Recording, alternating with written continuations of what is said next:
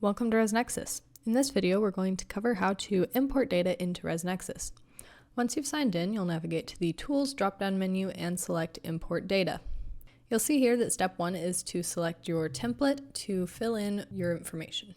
You'll select the template for the type of import that you would like to complete. This template will allow you to put your information in the correct order to be able to import it into ResNexus. If you are importing guest data, you have to make sure that you have both a first and last name for each guest that you want to import. Any of the other information is optional. However, if you are completing a reservation import, you would have to have your guest's first name, last name, their room, arrival date, departure date, and either their subtotal or their grand total. Once you have your information paired for the import, you'll then choose what kind of file you're going to use, and you'll select the primary file, just indicating which type of import you're completing. For our example today, we are going to do a guest data import.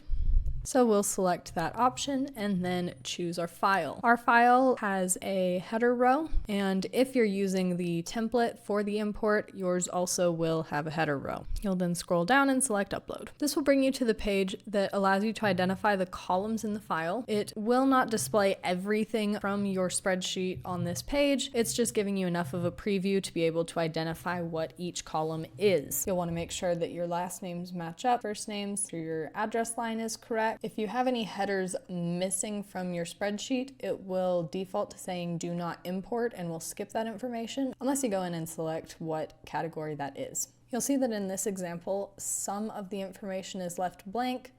That is okay because for the guest import, as long as it has a last name and a first name, their information will still process.